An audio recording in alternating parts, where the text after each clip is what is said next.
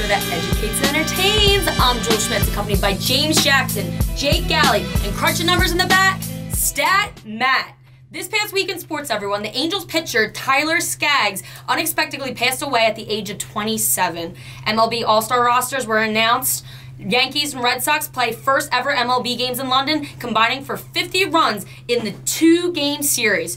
U.S. women's national team moves on to the Women's World Cup final versus the Netherlands. The biggest tennis tournament of the year, Wimbledon, kicked off earlier this week.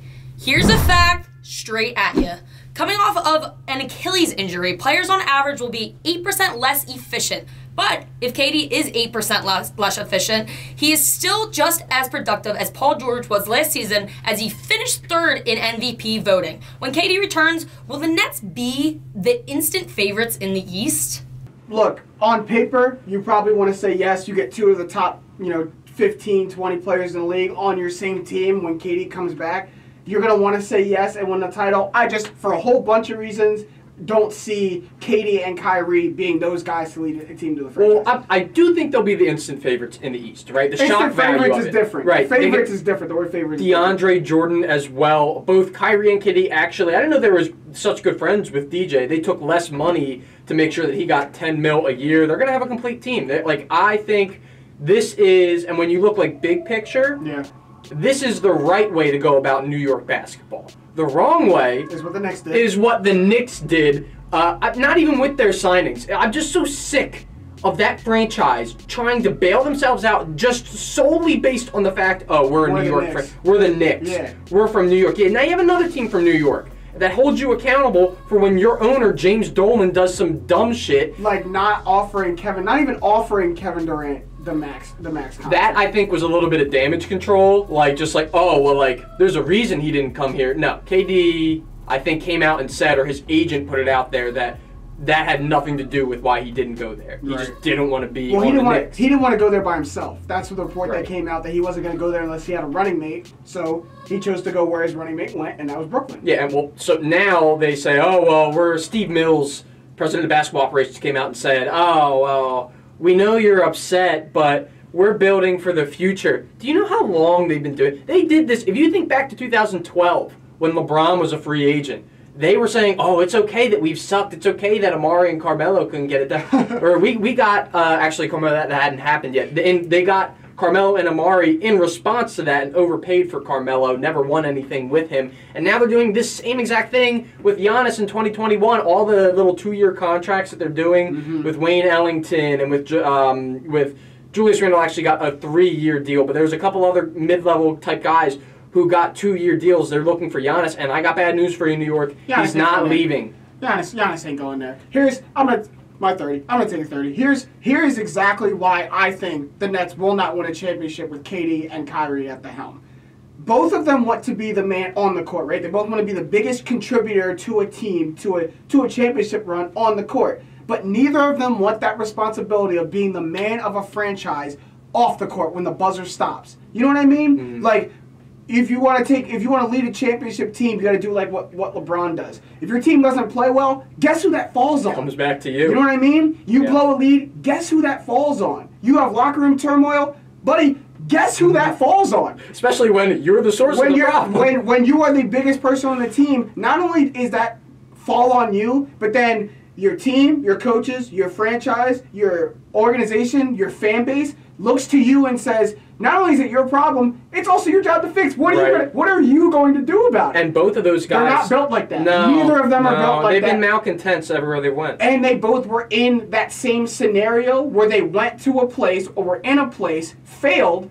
It was looked upon them to fix it or to right the ship, and they both left. KD had the champions, the 73-9 champions, up 3-1, lost it, and the Thunder organization went to KD and said, that's fine. You played well, we lost. What are you going to do about it? How are you going to fix this, and Kevin Durant? And he left. Kyrie didn't want to be under LeBron's tutelage anymore, so he went to Boston to lead a bunch of young players. Couldn't get it done. So they said, Kyrie, what are you going to do about it? And man's jumped ship again. He said, I'll show you what I'm going to do about it. I mean, look, off the court, they're going to have some problems. Like, I just don't. There's no way around that. There will be something. Even with the Warriors, they were the best team ever, and Kevin Durant and Draymond still found things to fight about. So, and who like those are your two most veteran guys, and besides DJ, and DJ's no no person to keep a ship steering on its right course in the locker room. Who's your vet now? Who's your vet? It really does come down to those two guys being able to coexist and being able to make it work. But on the court, I think they do have a pretty exciting team. Once Kevin Durant comes back, you have your guards of Kyrie, Karis LeVert, Dinwiddie, and then you got KD, Rondae Hollis-Jefferson, DJ, Jarrett Allen. Like, they're a deep team. I think Hollis-Jefferson might still be a free agent. Right. I don't know so we'll see where he goes. But look, and you made the point before we went on air that KD's game has never been predicated on explosiveness, right? He's always been kind of a finesse player, plays below the rim most of the time when he has to. So blowing out his Achilles may not hinder him like too much, but I can't expect. I've never seen anyone tear their Achilles, especially snap it the way KD did in that gruesome way, and come back and be the same player. So if he's not, then now he was afraid of being second fiddle, on the Warriors. Now you're going to take a whole year off, let Kyrie get all of this under his belt, and then try to come back. Guess what, buddy? You're going to be second fiddle again. Right. Well, and just in the interim before he does come back, where do you see them finishing? In this season I see them around maybe 40 to 45 wins, probably around the same that they did last year, 5-6 seed in the East. Right. Which, if you don't have one of your best players, one of the best players in the league, then that's probably okay for you. Like you will take that, knowing that when we get Kevin Durant back, you probably can tack on another 10 to 15 to 20 wins. Right, and so that is the net side of things, but the Warriors also made an interesting move as well, sending in a sign and trade Kevin Durant to the Nets, and in return got D'Angelo Russell. I think they also sent a first-round pick to the Nets, but this hit me out of nowhere.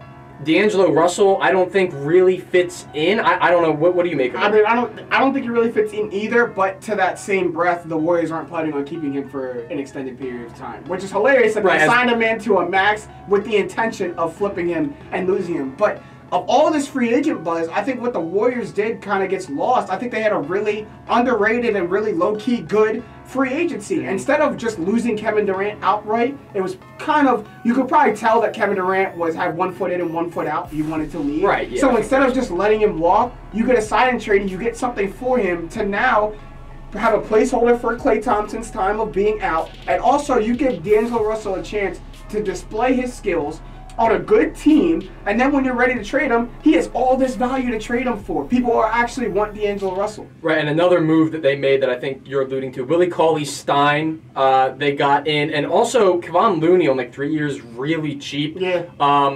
Losing. I mean, they were facing with losing Looney and Cousins. Their big depth would have been shot, but Cauley-Stein's a guy who I really like, especially on this team. He's a force on defense, and then he can attack the rim and get a lot of putbacks, stuff like that, which we saw JaVale McGee do with a lot of success with the Warriors. He's like a bigger Jordan Bell. He's a better JaVale McGee to that point, but to make room for that, they had to move Andre Iguodala to Memphis for a protected first. There's some rumors going around Iggy might end up in LA. We'll see. We're still, as we're recording, waiting to see what Kawhi does. So all these pieces ready to fall once Kawhi makes his move. But, big move right there. I mean, are the Warriors too small now when you lose Iggy? Because Iggy was a really, that one is maybe the glue that held the Warriors together. You lose that, and then you lose size and the ability to guard all 5 positions basically on the floor. Are the Warriors too small now? Right, you lose Iggy, KD. Now, like, you're faced with running. If they keep him, like, in the playoffs, you're thinking you have 3 guards in Curry, Thompson, D'Lo, and then I guess Draymond and Cauley-Stein. I can see Steve Kerr is very good at game planning, so I can see him doing at the end of games an offensive, defensive substitution, put Willie Cauley-Stein or Kevon Looney into the game on defense,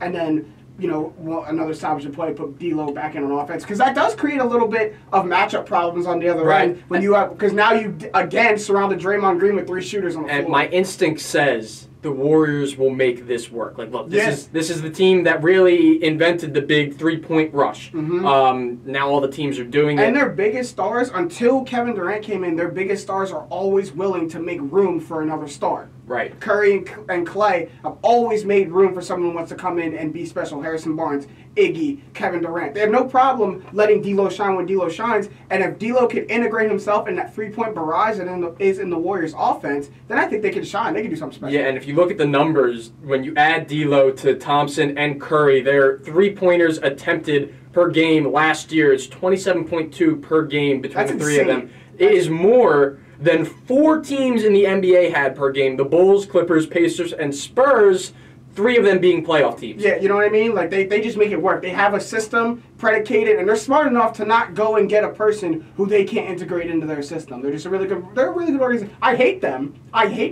but they're a good organization. Well, before we move on, we mentioned that Mark Stein reported that he might be moved. By the rules, he can't be moved until December. If you're the Warriors, who are you looking for that could possibly be a movable piece that you could trade for D'Angelo Russell? I mean, you got to go get somebody with length, right? You got to go get somebody who's length and who's predicated on the defensive end, because you got to get someone who can fill all the holes that Iggy leaves. I don't really have a specific player in mind, but maybe someone who didn't just sign a huge contract. Like, I thought they were going to target Harrison Barnes in the offseason to put him right back. That'd be funny to put him right back in that role. But somebody like that, a long wing defender who can replace what Iggy did. And what they can also do is go and refill their depth with maybe just a bunch of guys who, 3-4 guys, some picks or whatever the deal may be. They retool. When they get a championship run, they just recycle who are going to be our good role players this year. Yeah, absolutely. Right, guys, I totally agree. I think it was real bizarre how the Warriors ended up going small in their pick. Speaking on the opposite end of it, after the Sixers offseason moves, the smallest wingspan on their roster is now Zaire Smith with a 6'10 wingspan. While the finished product still remains anonymous for the Sixers, they still do have some solid pieces in place already. Charles Barkley even said himself this week that the team to beat in the NBA are now the Sixers, since they've acquired their new heads, Al Horford and Josh Richardson. What do you guys think? Are the Sixers poised to become the best defensive team in the NBA season? All right, buddy, go ahead. Yes. Take this The answer is yes. The answer. He got 2 little lactations. Oh man! Let me tell you, I actually made a bet with my boss in my new Philly, Kyrie Terrell, I was there, I witnessed that they would win more games than they did last year. You can book that, okay? I love, as a Sixers fan, objectively, I love what they did. You can't put objectively. It was and objectively. Okay. Both ways, I love what they did. If you now look at their lineup, especially come playoff time, the one flaw throughout the years was that J.J. Redick would get picked on, and they would switch whatever ball. They don't have that anymore. I mean, Josh Richardson is a guy who, no, he's not Jimmy Butler. I'm not going to try and compare him to Jimmy Butler, but he did produce somewhat similar type numbers last year. 16.6 points, 4.1 rebounds, 3.6 assists. Again, he's not on as talented of a team and not in the same role. But that will help him, because I think a lot of his inefficiency that came with the Heat was the Heat not having a go-to guy on offense, not having someone who control the ball. Like, he was the main man on offense. Sometimes the Heat relying on him a little too much. Now he's on a team where he is the 4th, maybe 5th option on offense sometimes. Yeah, and again, I think before we get too far into it, I think it should be said that the only reason he's on the team, of course, Jimmy Butler denying the 5-year max, saying that he wants to go to Miami. If you remember back when he was on Minnesota, this was always a want for him. One of the first teams that when the rumbling started, he wanted out of Minnesota, is he wanted to go down to Miami, play for them. Now he gets that opportunity. Don't forget 75-degree weather all the time. 75-degree weather. That's a great clip if you've seen it online. Tobias Harris is like, dude, what? After the game, he's like, what are you talking about? Right. But so now you add him, and then, of course, Al Horford on 4 years, $109 million. He is someone who is a Sixers killer on the Celtics. He was the one guy who, if you look at all the Celtics blogs, they're like, look, Al served his time, he deserves more money, just please don't go to the Sixers. And he ends up on the Sixers now. He can make the Sixers the biggest lineup in the league with him at the 4, and he can mentor Embiid. And look, the Sixers' biggest clip was they were minus 123 when Embiid went off the floor. And this year, when Embiid does go off the floor, you slide Al Horford to that 5, and now you don't have as big of a gap on offense, and hopefully you don't go minus 123 when your best player's off the floor. Al Horford doesn't let you do that. Al Horford is so efficient on offense and plays such a good role that he'll be able to fix that hole. Last year you had to put in Amir Johnson or Boban Marjanovic. Now you put in someone who's always been steady. Al Horford has never been anything less than Steady his entire career, and now he brings that to Philly. Right, if you look around, I mean, Steady, he's been great. With Atlanta, he did exactly what they needed him to do, playing off of Paul Millsap in the post. He was a great leader for them. Boston, same thing. Last year, he was their best player on-off split during the playoffs. So it's like a two-way effect, like we said. Boston loses a great piece, and then Philly gains that exact piece. And now, he was the only guy who I think could stop Joel Embiid. You look around the league, I don't know who else in the East can do it. But Jake, of course they got better defensively on the interior. Of course they did. I still have worries about them guarding the opposition's guards. Perimeter defense was one of the Sixers' biggest Achilles heel last year, and I don't see how the addition of just Josh Richardson helps that. Because now you're going to have to put either Josh Richardson or Ben Simmons on someone's best player best guard in crunch time, or you bring Matisse Thybulle off the bench to do it, and now you're going to deal with him on the offense. Yeah, but you still have the same problem with JJ Redick, right? Because JJ is going to. That's what I'm saying, but how did it upgrade? Well, because Richardson is a better defender, and now you have Simmons, who is going to be in the front court or in the back court, always guarding a guard. And you have Harris, who we have not mentioned yet. Tobias Harris re-signed 5 years, $180 million. Some of that money he took off the top. He probably could have gotten the max, but decided not to go for it and gave the team a little bit extra money to work with. To sign Al Horford, you know what? It might be a little bit of an issue, but we'll have to see how Richardson fits into the team. I think he's going to fit in very well. I mean, look, he brings a better stability on defense than JJ Redick, but he wasn't always guarding the best player when he was on the Miami Heat. Like Jimmy Butler was always guarding the best guard on the Sixers. So now if you put Josh Richardson in that role, you're asking him to go up against the Kyrie Irvings, the Kemba Walkers, the Steph Currys, the Russell Westbrooks for more time than he's ever used to doing, which may also hinder him on the offensive end. When you expend that much time on defense, that hurts you on offense again. Yeah, absolutely. So as you mentioned, Jake, they'll probably be good on defense, but with JJ Redick leaving for New Orleans, will the Sixers really even be good enough at three-point shooting? I know that's been a lot on Sports Talk Radio this week. Like, who's going to step up and take over now?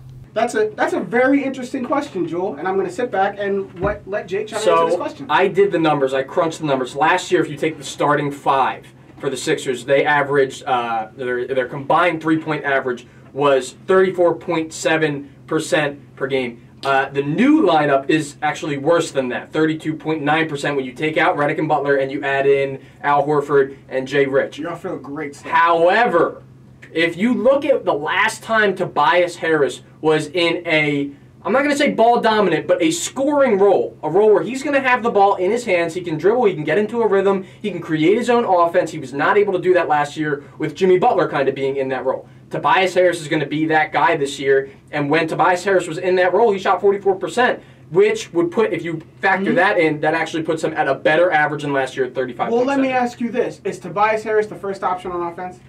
I mean, look, in terms of all around, yes. That is never a yes. I mean, Joel Embiid's not going to be shooting a ton of jump shots. That is never a yes. For jump shooting, he's the number one jump shooter on the team. By default, of course, by default. The number one option on offense, will the offense run through Tobias Harris? No, not always. Will he be the second option on offense? Yes, yes. He will be. You're going to pick over Horford, yeah. You want or Ben Simmons? You want him? Ben Simmons, I look at this point. Ben Simmons, they're committing to him being a facilitating. Like, look, I want him to shoot. But Ben Simmons isn't going to give you a jump shot probably this year, at least a good one.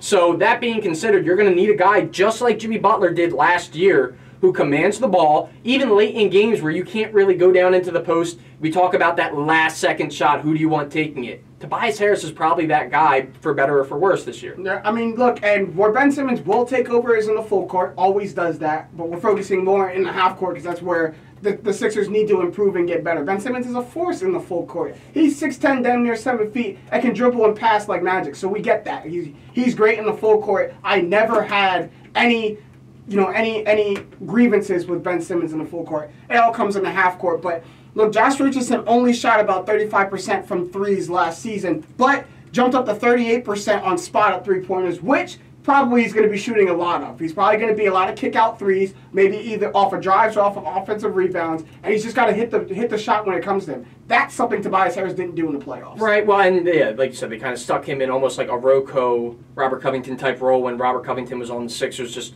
spot-up three-point shooter, but it does beg mentioning that Tobias Harris's last game as a Clipper, he hit a buzzer beater. Yeah. So, I mean, look, he's clearly good. You're going back a whole NBA season. Well, I mean, if we're going to compare the last time he was in that role, right. But he wasn't nearly as good shooting. I expect he'll be better. But just to cap it off, I think Jimmy Butler gets what he wants. He goes to the Heat. The Heat have to trade Hassan Whiteside and a few other pieces to make room for him. But look, they give him the max. He's going to be happy down there. They finally get to build the team around him. He's that type of guy. It's what he wanted. And he doesn't have to contend with anybody. There's nobody there to buy. Even at every place he went, there was somebody else there that maybe he had to contend with. When he went to Minnesota, he had to probably contend with Cat. Mm-hmm. When he went to Philly, he had to contend with Joel and Ben Simmons. And he only became the guy in Philadelphia by default. When Embiid was sick and Ben Simmons went very efficient, then they said, Jimmy, please save us. Please. And then he said, oh, now you want me to be the guy. I'm third option, but now you want me to be the guy. He didn't want anybody sloppy seconds or sloppy thirds. That's okay. Now he gets what he wants, and I do think Pat Riley pulled some like mafia stuff and really swooned him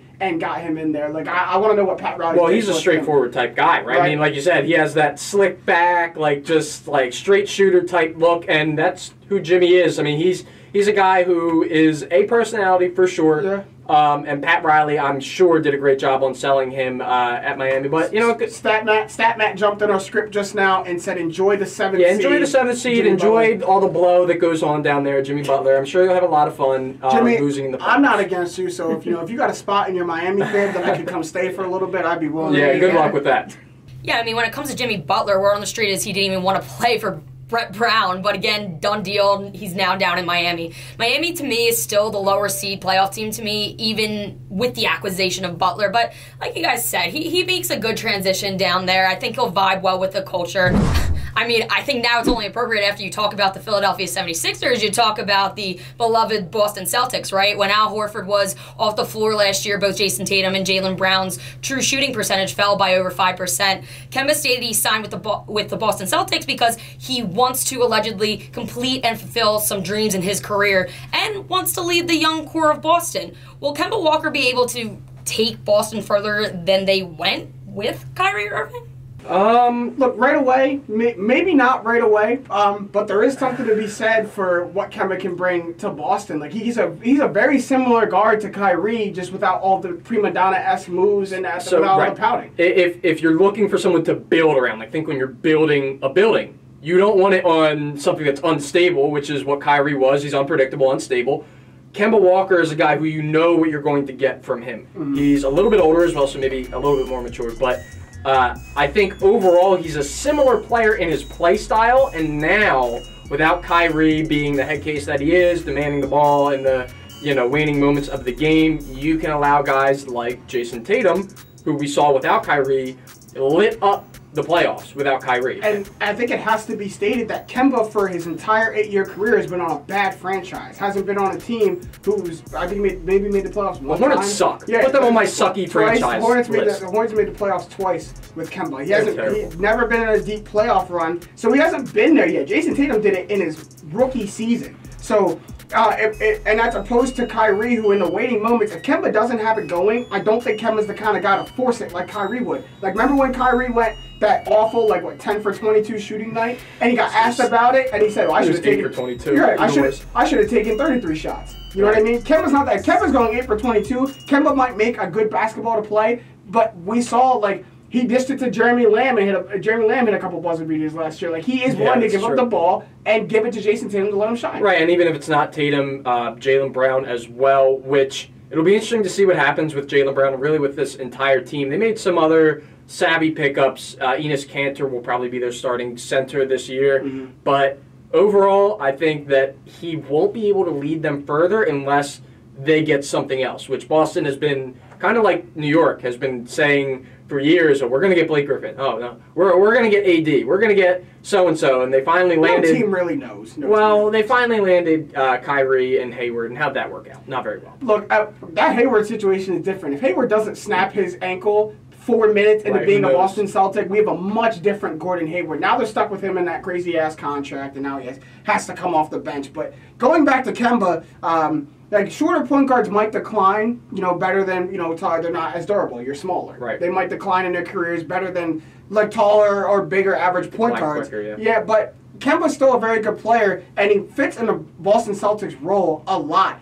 He shot 37.8% off screens last season. Boston runs a lot of screens, and 1.5 points per possession off of dribble handoffs. Celtics like to run a lot of dribble handoffs, and you can do that when you don't have someone like when Enes Kanter isn't demanding the ball down low. Right. When you bring him out, all he's going to be doing is setting screens and giving dribble handoffs. Kemba might benefit from that. Right, and I do think Kemba, I mean, we've said it a couple times, that he is just a very great fit, but on the other side, it was a sign and trade technically. Mm-hmm. So the Celtics sent Terry Rozier back to the Hornets, who then signed him to the tune of, I think, like 3 years, 60-some million. Something like that. Nothing crazy.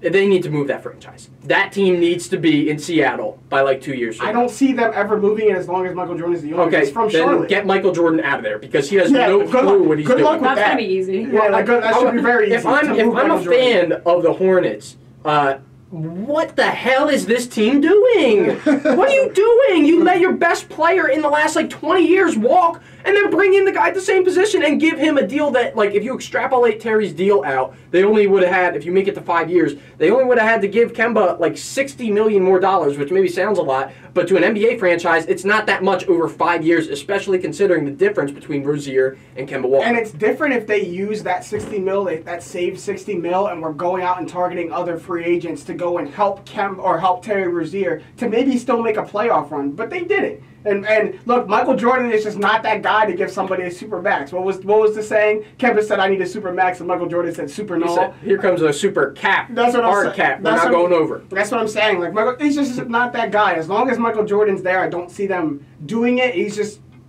got that type of personality. Yeah, I guess. All I'm saying is I don't want, if I'm the Hornets, if I'm a Hornets fan, I don't want the next big free agent we get to be 36-year-old Steph Curry who plays here 1 year before he retires because he's born here. And they really shot themselves in the foot because you're not bad enough to go get a lottery pick. You're not good enough to attract good free agents. You're going to be stuck in this middle tier for however long now. Which is why they will be in Seattle in short order. No, look, if Michael Jordan ever sells that franchise or moves them to Seattle, then I don't know. I'll give you $20. Yeah, I guess like that. I guess we'll see. All right, guys, so we just talked about the new signees of free agency, but as for the players that did stay with their teams, that being Klay Thompson, 5-year, $190 million max contract. Chris Middleton, 5-year, $178 million contract. Damian Lillard, 4 years, $196 million extension. Jamal Murray, 5-year, $170 million extension.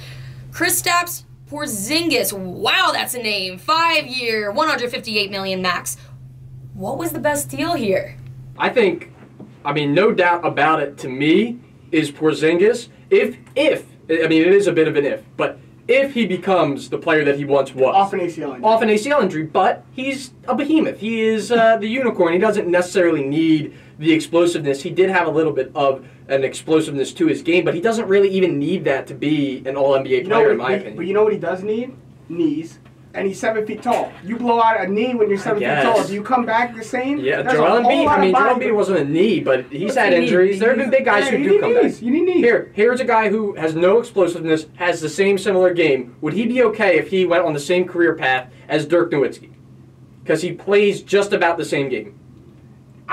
He's a little bit better off the dribble than Dirk, and he's a little bit faster, a little bit more explosive than Dirk, but he doesn't shoot as well. Dirk could survive not being that athletic because he had such a shot, and I don't see Porzingis having such a trademark move as Dirk's one-knee step back. If Porzingis had all that, then yes. Well, and the funny thing is that he's now on Dirk's franchise, and for some part of last year, they had Dirk in with him on the team, teaching him, I'm assuming. I'm sure Dirk will still be back there. Yeah, right. What else he got to do? But to answer the question, though, I'm going to go with, and I know you're going to disagree with, for the best deal, I'm not going to say player-wise, but team-wise, is I'm going to go with the Nuggets locking up Jamal Murray. Jamal Murray grew into a very, very good, almost all-star level player in his second year. And if you wait for his rookie contract to run out, that $170 million, by the time it gets there, I can't imagine what max contracts are going to be 3-4 years from now when his rookie deal is up. That 170 turns into 250, damn near 300. You lock him in now, and now you don't have to pay him all that money then. And if he doesn't pan out, then that runs out by that time, or you end up flipping him in the last 1 or 2 years of his contract. Like, that's very good. They keep that same core that got them one game away from the Western Conference Finals last year, and Jamal Murray was at the forefront of that. Yeah, well, it comes down to like what else are they supposed to do? I guess they have to give him that contract. Like, you're not going to let Jamal Murray walk. He's a good enough player that you have to keep him. The market kind of dictates that that's what he's going to get. Right. So right, Tobias Harris, same thing. My only problem with Jamal Murray is that he is so inconsistent. Like you said, like, it's a good deal, I guess, because you are right that he's going to get signed to that type deal, and down the line it's going to be even more expensive. But he's so inconsistent. In the playoffs, he would go from lighting it up on the offensive end to then getting totally shut down by like Derek White. To me, that cannot happen if you are that type player. It can't. But what kind of player could Jamal Murray be? Can he be? And you said it earlier. He's a Steph Curry type player. Our man Dave Spadaro came on this show and he said, what? You don't pay players for what they did. You pay them for what they are and can be. If he can be Steph Curry-esque, you pay him that 170 and coach him to be that and allow him to grow. If he made such a leap from rookie year into his second year to being almost an all-star, there are many people around the league that say Jamal Murray is on the cusp of stardom and superstardom. Lock him in now. Right. Let him be part of that young core. Now you lock down your backcourt. Right, and I mean, they do have a really solid backcourt between Harris, Murray, and even Monte Morris coming off the bench. too, coming off the bench. Like, they're deep. They have Mike Porter Jr., which we'll talk about Denver in a little bit. But one thing before we move on, the Dame Lillard Supermax extension is like mind-blowing. Like, you talk about a lot of money. Dame, whole lot of dollars. 4 years, $196 million, and again, it's a situation where he's going to get it. He is Portland basketball, but oh man, I don't know if I feel good giving Dame Lillard that much money. I mean, it's like the John Wall thing. Like, you're locking yourself into that core where I just don't know if that core is going to win you a championship. Jules over there making a smirk at you. Oh, I know I see. Jules making a smirk. You know when people start quotes with, I don't know, it's just kind of funny that. I'm going to start this quote like that because, I don't know, it's just kind of funny that the first couple episodes we addressed Damian Lillard if he was worthy enough for the contract he now has. And to be straight with you, I was the one. It is funny. I was the one who said he was not worthy enough. And you stood there and said, oh, yeah, he definitely is. Now you're flaking, babe. Now you're jumping back. You're flaking. All right.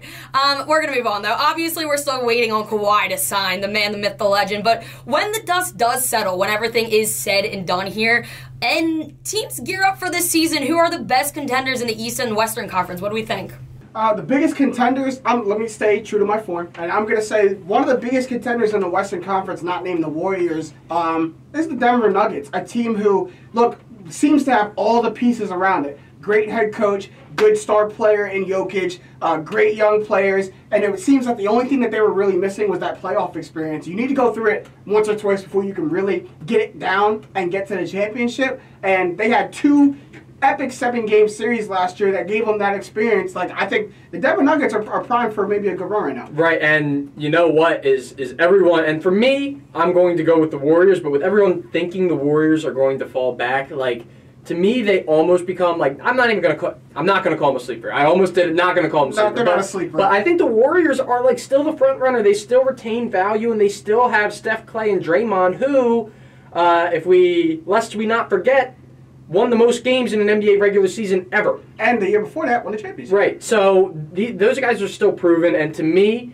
until someone can beat them in the Western Conference Finals, I just can't look to anyone else and say, like, yeah, you should be the favorites, you should be the one. And I get that, but one, maybe just to change it up a little bit, I want to say that right. I'm just tired of seeing it. So one and think are two different things. You know what I mean? And the Nuggets can. And also, we gotta remember, the Nuggets get back Michael Porter Jr., who people you can't hear enough good things about what he's doing and how he's coming along off of his injury. Like Kyrie Irving, a guy who played 10 games in college and still won a top 10 pick. So they get him back. It's going to be interesting to watch him in Summer League to see how he does. But if he comes back anywhere near the Michael Porter Jr. that was at Missouri, the Nuggets are scary. Right. Scary. And that's why they could afford to, and not to mention the guy who we talked about last week, Bol as well, off the bench. Monte Morris, who we already mentioned. Like, they are a very deep team. Paul Millsap picks up his option and comes back, gives them that veteran presence. They have one more year of Paul Millsap, and that helps with the continuity of the team. They also still do have another mid-level exception to play around That's with. true. If they want to go get another player, look, don't count the Nuggets out for a whole NBA that pretty much Bring got Iggy back? Yeah, look, for a whole NBA that got flipped on its head and got turned sideways, the Nuggets stayed steady. And when you stay, like, there's something to be said for staying true to yourselves, for not jumping ship, for not trying to move a bunch of different pieces around and try to go get it done. The Nuggets did that. Yeah, well, we'll see. We'll have to see because in the playoffs it didn't end up. They got beat by, in my opinion, a lesser team in the Blazers. But anything can happen. They're going to be a different team, as you said. Lesser team. A lesser team. Why Yes. do you call them? I think there's more talent, as we just talked to. I mean, we'll see now with Hassan Whiteside. We mentioned now on the Blazers, they're going to be getting Nurkic back. With Nurkic, they're probably about an even team, but they didn't have Nurkic when they beat them. They didn't have Hassan Whiteside. I hate that I'm doing this, but to agree with you, when you talk about Jamal Murray on the defensive side, CJ McCollum ate him right up. boy for breakfast. Yeah, ate him right on the defensive end. But like, there's also, you want to mention sleepers.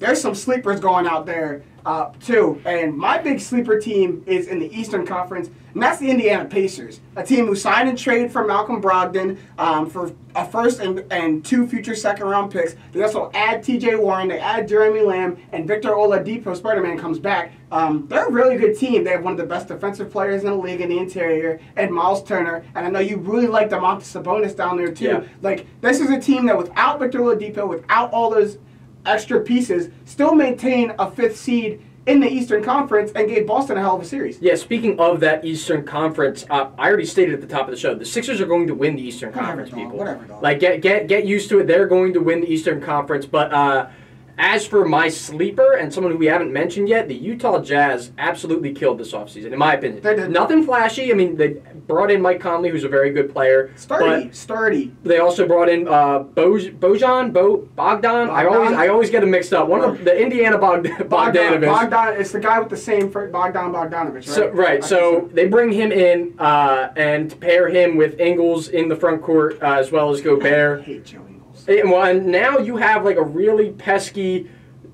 forward pair, which really has no business being good in the NBA, yet somehow... It's funny. It's like the 2 biggest thorns in people's sides in the playoffs, Bogdanovich and Joe Ingles, are now on the same team, which if like, I'm not still a Clippers fan because I would literally make me... 2 people who shouldn't make me tremble, those people would make me tremble. But Utah is good. I just wonder, as long as Donovan Mitchell is your best offensive player, I wonder how deep you can go. Because you talk about inconsistency. That's all that man is a roller coaster in the playoffs. Well, up he's and down. super inefficient when it matters. Like, really inefficient. Hopefully, Conley can kind of right the ship because a lot of times... it would be Ricky Rubio, and you're not going to have Ricky Rubio being the one who's pulling the strings at the end of games. Mm-hmm. You're going to give it to your best player. Now Mike Conley can kind of be that best player. And even Bogdanovich, because Mitchell had a whole lot of pressure on him on the offensive end last year. You take that off when you have Mike Conley and Bogdanovich in. Bogdanovich averaged 0.99 points per possession as the ball handler in a pick-and-roll situation. That's better than 86% of the league last year. And Conley is a career really good deep 3-point shooter, like from 23, 24, 25 feet, shooting 37.5 for his career. That takes a whole lot of pressure, especially 3-point shooting, because that's something that the Utah Jazz, especially their fan base and Quinn Snyder, like, really wants Donovan Mitchell to be really good and excel at, and he just doesn't. But now he doesn't have to. Yeah, well, we'll see. We will see, but soft boy Rudy Gobert is still in the middle. All this kind of revolves around where Kawhi goes. You know, it'll really shake up the league again as we're recording. Kawhi is not signed yet, so we're just going to have to wait and see. Well, guys, the team I like in the Eastern Conference are the Milwaukee Bucks, a team that people, I think, forget about just because they lost Malcolm Brogdon. They signed a good 3-point shooter in Wesley Matthews, having career 38% for the 3. And let's not forget that they still have the reigning MVP in Giannis. Mm-hmm. But there's my piece on that. Now we're going to head it down to the countdown, number 5.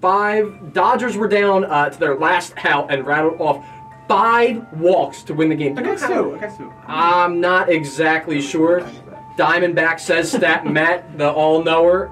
That is embarrassing. That is embarrassing. I don't care what level baseball you're on, you can't let that happen. Tell me this was the same pitcher, too, because if my man's is in there to close out a game and walks 2, he needs to be out of there. Don't let him walk 5 to win the game. Yeah, very embarrassing.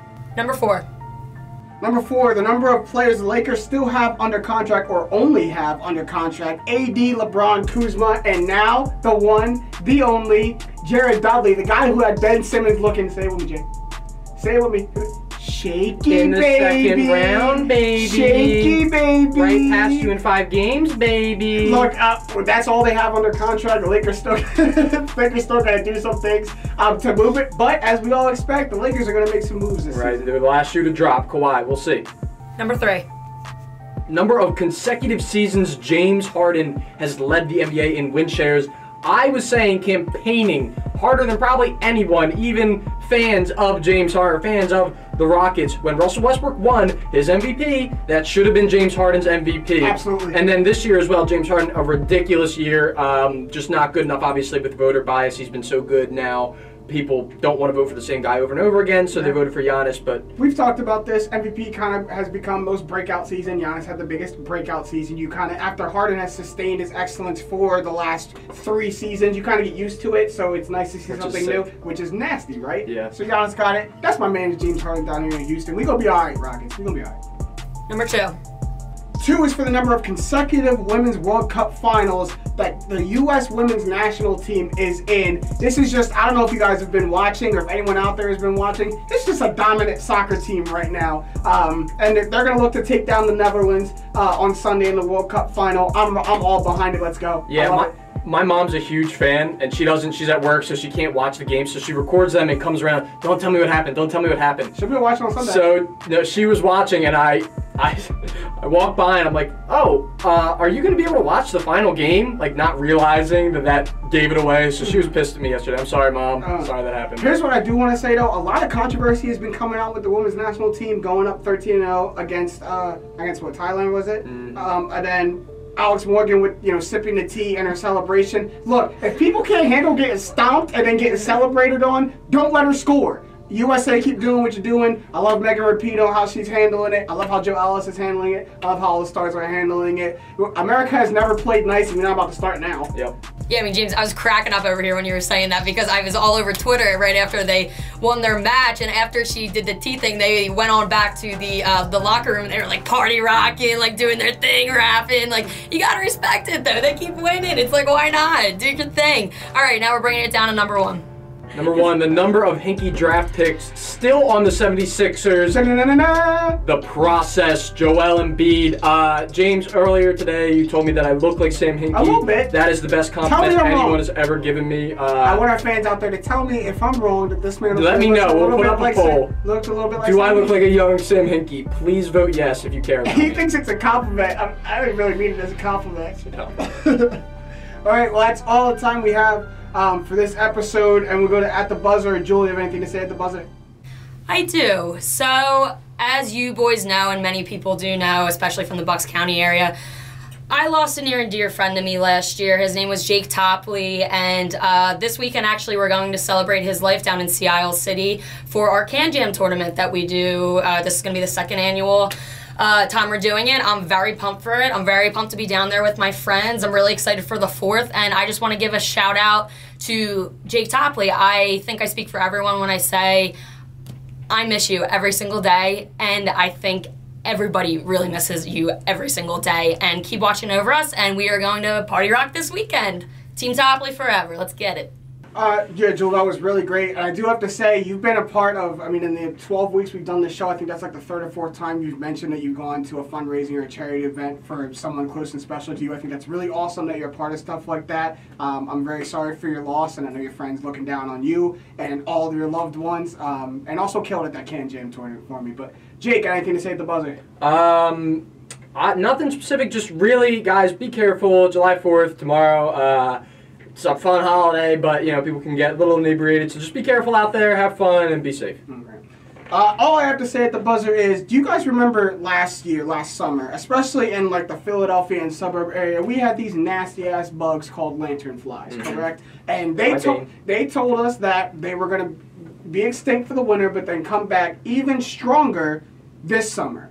And I went through this first half of the summer not seeing them, and I was really cool about that. I liked that. I was on my back porch the other day, and I noticed that these little, like, polka dot looking bugs were all over my back porch. I didn't know what they were. And then I looked them up, and it seems to be the baby stage of these freaking lanternflies coming back. Nothing makes my skin crawl more than bugs that shouldn't be here. They have knees. They have knees. What bugs do you know that have knees? I'm sick and tired of these freaking bugs. If we need to go and spray the entire globe and crop dust the entire globe with pesticides to get rid of these things, I'm about it. Like I can't enjoy bug genocide. Bro, I The can't bee's enjoy knees. the bee's knees. That's funny. Like I can't enjoy my back deck with these creatures crawling all around, and it's even worse because they can't even harm me, man. They can't even bite me. But They're just there. a red polka dot, it looks like something out of a Dr. Seuss book, is crawling all over my back porch, and I can't do it. It literally makes my skin crawl, my head turn.